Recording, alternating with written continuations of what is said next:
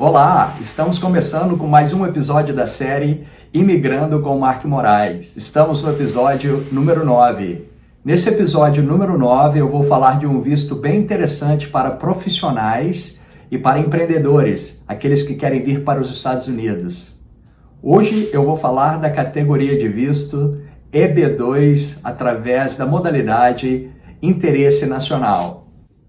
O EB2, na modalidade Interesse Nacional, ou National Interest Waiver, ele é um tipo de visto onde o candidato, o solicitante ao visto, ele não precisa de uma oferta de trabalho de um empregador americano, ou seja, uma empresa tentando recrutar um estrangeiro para vir trabalhar nos Estados Unidos. Ele não precisa demonstrar isso e também ele não precisa fazer nenhum tipo de investimento, não é um pré-requisito do visto EB2 por interesse nacional que a pessoa faça um investimento a priori antes de dar entrada no visto. Então, é um visto bem interessante por isso. A pessoa não necessita demonstrar que tem uma oferta de trabalho e também não precisa fazer nenhum tipo de investimento para dar entrada com o visto. A grande maioria dos vistos, através do Employment Based, ou seja, petições de trabalho,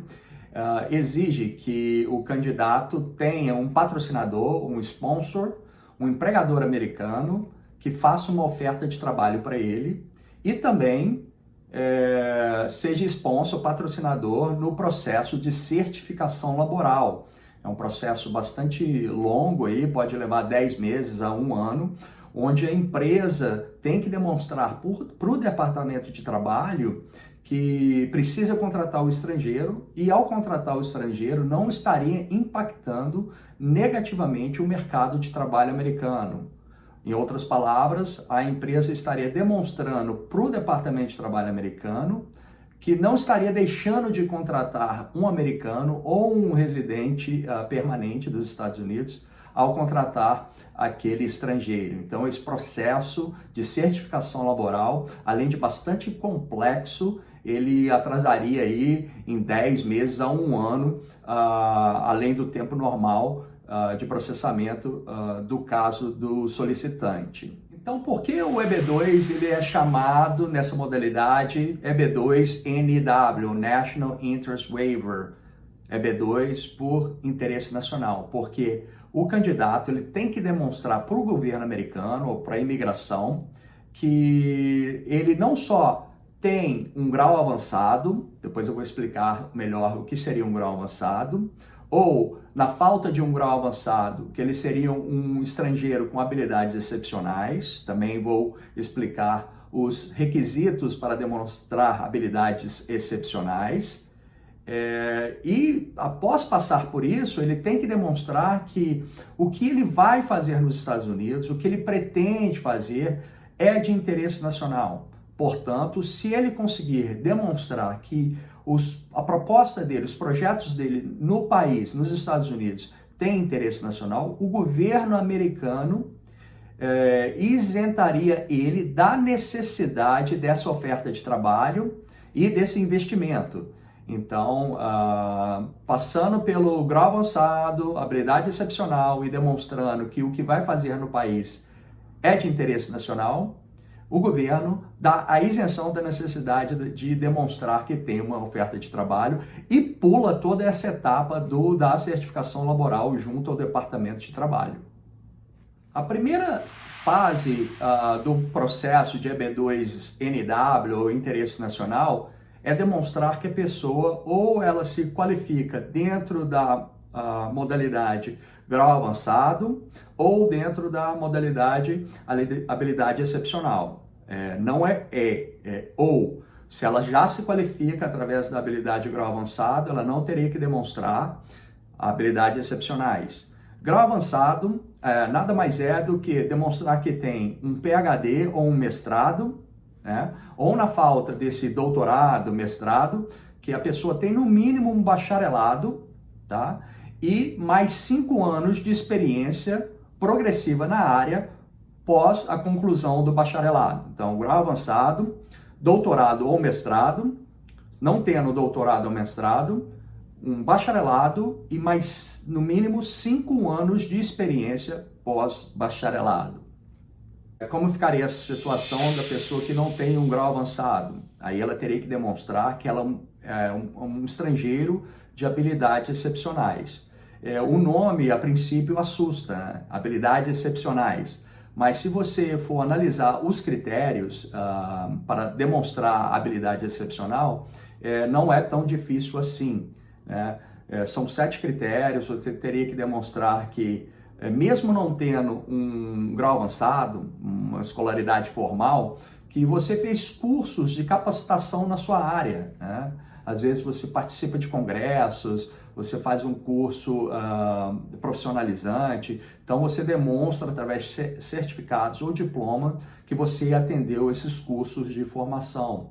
Além disso, você tenha tido no mínimo 10 anos de experiência na sua área, então, através de cartas de experiência comprovando que você trabalhou ali por no mínimo 10 anos em tempo integral na sua área. Também licença para praticar a sua profissão, alguns feitos que você tenha obtido aí na sua carreira, no seu meio, no seu segmento. Então, cartas de recomendação se torna bastante importante.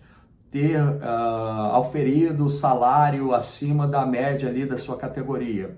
Então, dentro dos 7 critérios, você demonstrando que você tem no mínimo 3, você poderia classificar dentro dessa primeira etapa do EB2NW através das habilidades excepcionais. Contudo, o ponto mais crítico desse visto do EB2NW é a parte da importância nacional.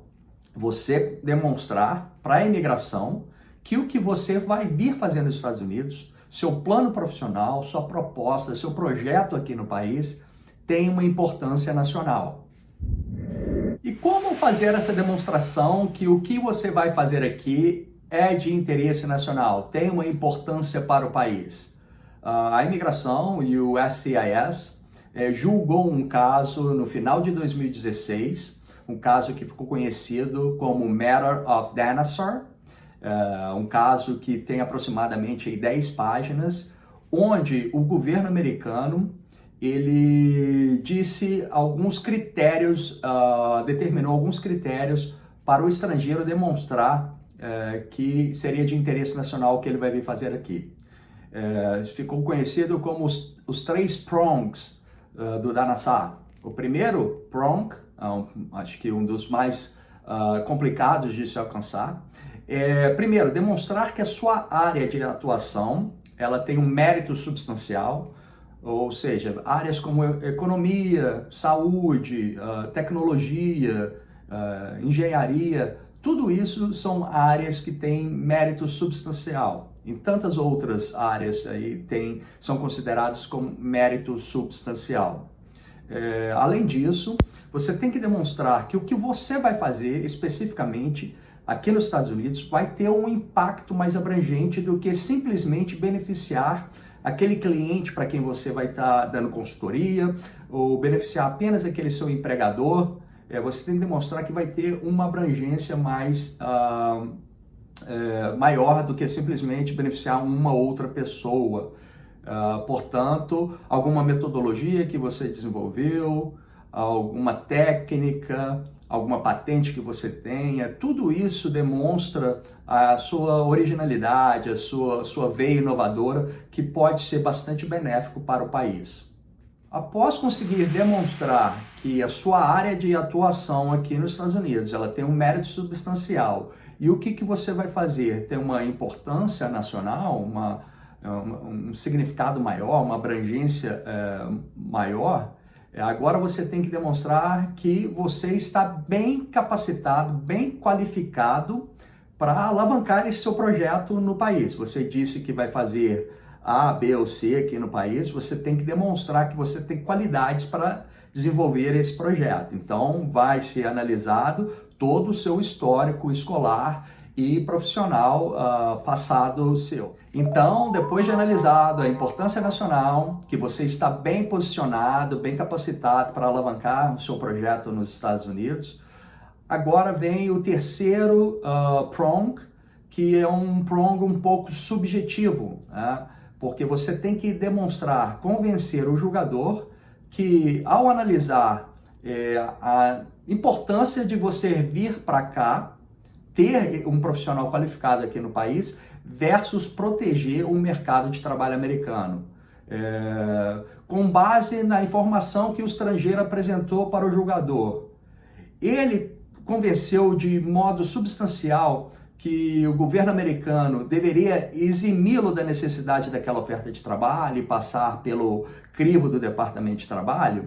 Então, é mais ou menos uma balança dos fatores positivos, toda a sua experiência, toda a sua escolaridade, tudo que você fez no passado e o que pode fazer aqui, colocado de um lado da balança, versus se o governo não exigir uma oferta de trabalho dessa pessoa, ele pode vir a tomar o emprego de um cidadão americano. Então, mesmo com o risco de tomar uma vaga de um cidadão americano, é mais interessante, pesa mais na balança, porque aquele profissional é um profissional diferenciado, é um profissional único que poderia ajudar bastante a economia ou a saúde dos Estados Unidos. Então, como vocês podem ver, o Matter of Dinosaur, aquela decisão, abriu as portas da imigração para várias profissões, para vários tipos de profissionais que queiram vir e pleitear um green card, um visto de residência permanente nos Estados Unidos,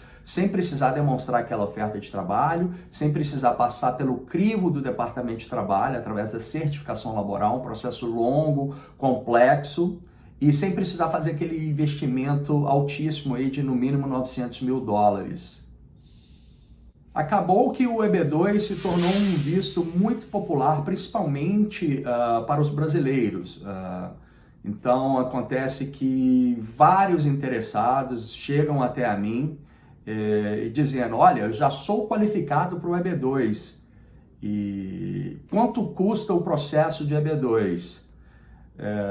A pessoa, naquele momento, ela simplesmente, ou ela só leu, ou só foi apresentado para ela o fato dela ter um grau avançado, ou o fato dela se qualificar ali nas habilidades excepcionais. A primeira fase só do visto EB2, e não foi analisado o Matter of Dinosaur com ela, para saber quais são os planos dela no país, aqui nos Estados Unidos, para saber se vai ter uma importância nacional, se ela está capacitada para alavancar esse projeto, se na balança ali é mais beneficial para o país ter aquele estrangeiro em detrimento de o risco de tomar a vaga de um cidadão americano. Muitas vezes a pessoa chega e essa análise nunca foi abordada com o interessado.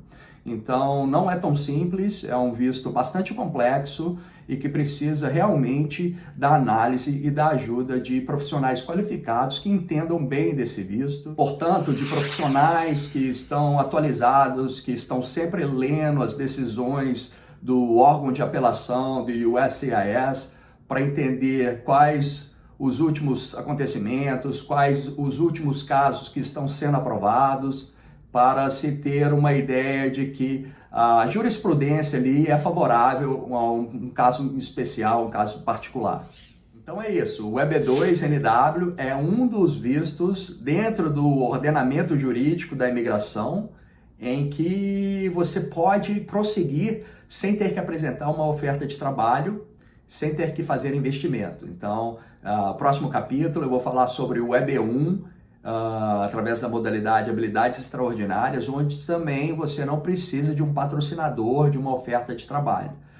Espero que tenham gostado e fique antenado para o próximo episódio.